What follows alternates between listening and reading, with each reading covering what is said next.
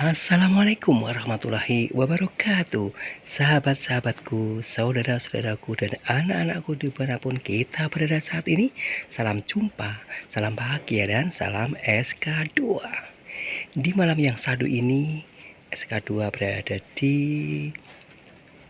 Pendopo Pusdiklat Jamaah Umroh dan Haji Kelurahan Tamanan dalam rangka menghadiri rapat rutin PRM Pimpinan Ranting Muhammadiyah Tamanan Bauntapan Bantul Yogyakarta.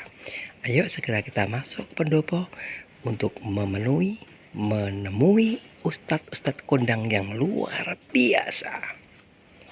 Bismillahirrahmanirrahim.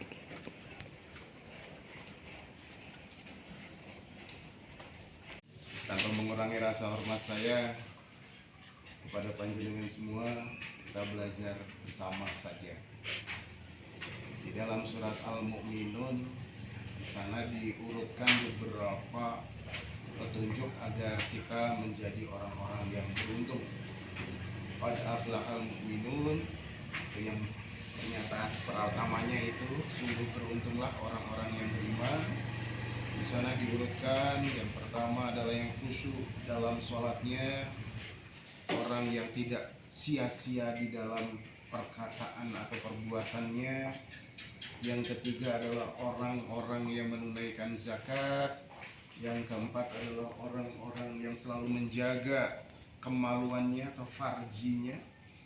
Nah, ini yang mungkin yang akan saya coba rebut bareng, itu adalah alladzina hum li amanatihim wa ahdihim ra'un, yaitu orang-orang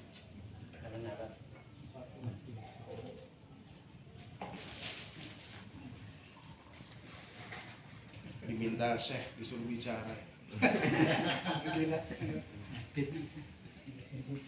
Kalau kita lihat yang namanya amanah dan janji itu, kalau saya kelompokkan tidak bisa dalam bentuk apa ya, kecil atau besar, tapi mungkin dikelompokkan dalam kita mempunyai amanah dan janji secara sosial, amanah dan janji secara individual.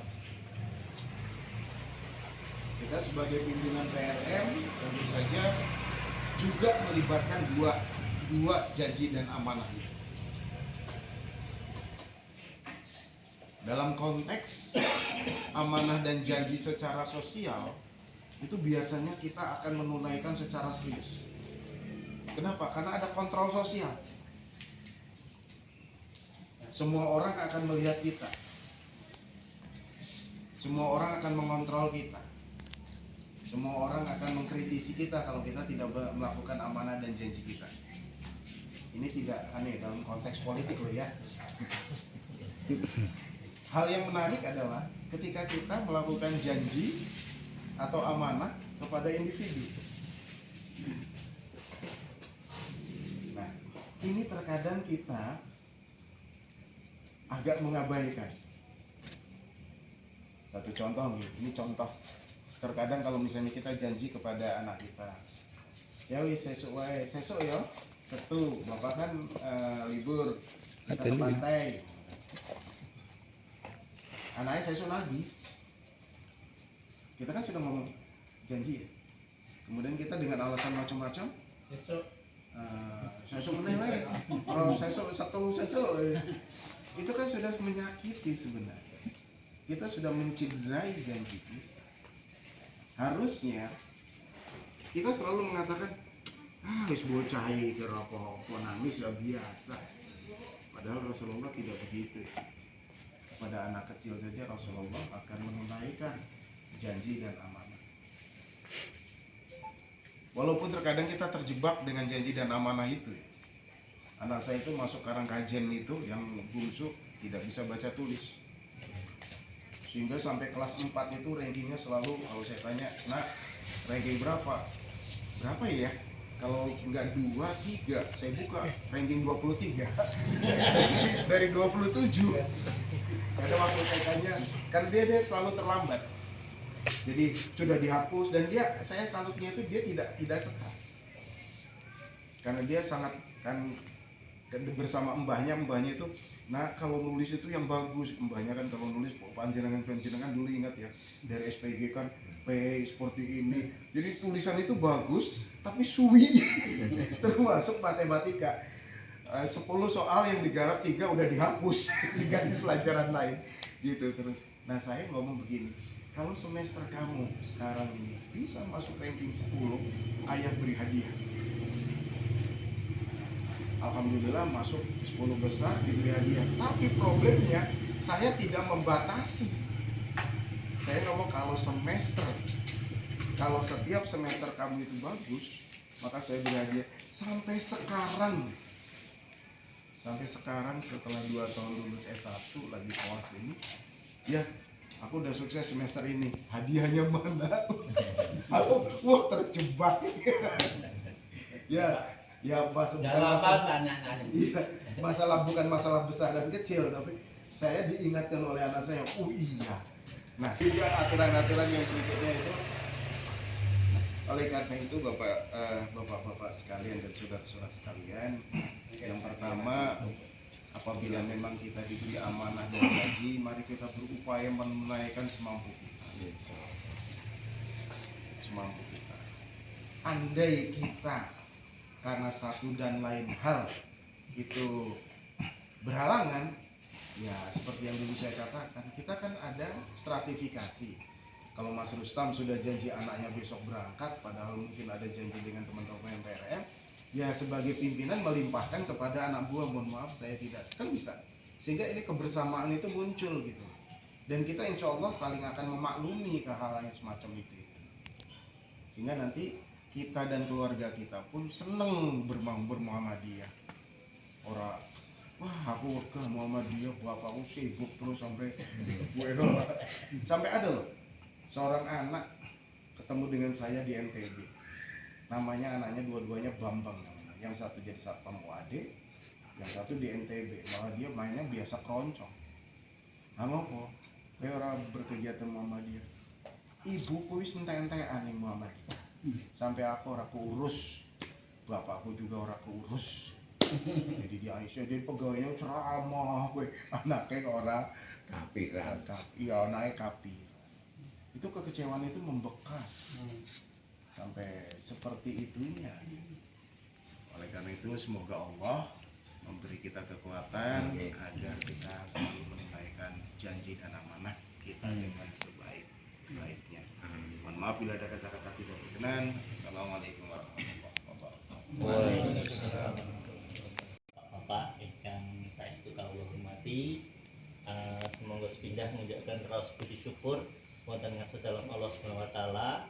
Wondene wonten ing sela-sela kesibukan bapak-bapak sedaya, kita tasih saged bucal wekdal sesarengan kempal wonten ing sasana menika saperlu menggalihaken bab-bab kagem pimpinan ranting Muhammadiyah Tamanan.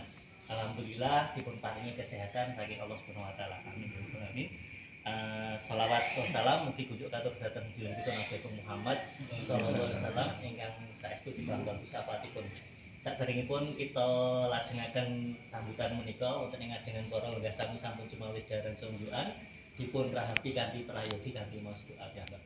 Semoga bismillahirrahmanirrahim. Monggo kalian pun sami. Tugas dari Danaman Syariah, kami di PDM Bantul, PRM se-Kabupaten Bantul diundang periode yang pertama, plotter yang pertama. Nanti masih ada lagi untuk yang belum PRM yang belum datang akan didatangkan semuanya untuk keperluan pembuatan rekening ini. Nah rekening ini fungsinya, namun sampai sekarang belum menerima buku rekening ataupun nomor rekeningnya. Pembuatan ini terkait dengan pembuatan KTA yang melalui aplikasi Masa, sekaligus ini sosialisasi kagem bapak-bapak soal nanti tetangga kanan kiri yang ngersakake pembuatan KTA sekarang tidak bisa dilayani dengan hard copy, jadi harus menggunakan aplikasi Masa ini. Di aplikasi Masa ini ada nanti menu EKTM. Nah EKTM ini diklik, nanti ada panduannya, tinggal ngikuti next, ngisi alamat PRM mana. Nah pada saat mengisi PRM mana, nanti pembiayaan yang Rp50.000 itu nanti 40 untuk ranting kalau nggak salah itu 40%, terus nanti meningkat 5%. Nah, 5% itu berapa? Terakhir untuk PP. Nah, itu pembagiannya ternyata nanti sudah diatur oleh sistem yang ngelola keuangan untuk transfer dan sebagainya nanti dari dana syariah ini. Seperti itu. Nah, jadi ini kemarin jadi saya nggak enak juga ketika mau program itu, terutama ibu-ibu yang jauh napa niku tentang teknologi itu agak kurang apa namanya, bagaimana dia harus screenshot KTP-nya, harus ngisi data dan sebagainya, transfer dulu, nanti bukti rekeningnya harus dimasukkan ke sini. Nah, itu saya kira juga gawean dhewe sak perkara piyambak gitu untuk ibu-ibu yang terutama nyuwun sewu napa nggih sepuh-sepuh ingkang simpatisan yang memang napa nggih remen dumateng Muhammadiyah, pengen gabung, pengen damel gitu. Berapa kangelan? Karena memang sekarang itu porsinya bertambah. Alhamdulillah jamaah kita itu selalu bertambah. Terakhir kemarin terdata 300 sih Pak. Karena kita sediakan awal itu kan 250, terus kita ada 275, masih kurang. Nah, kemarin di angka 300 jamaah kita. Jadi sudah datang lagi. Bukan sudah lupa.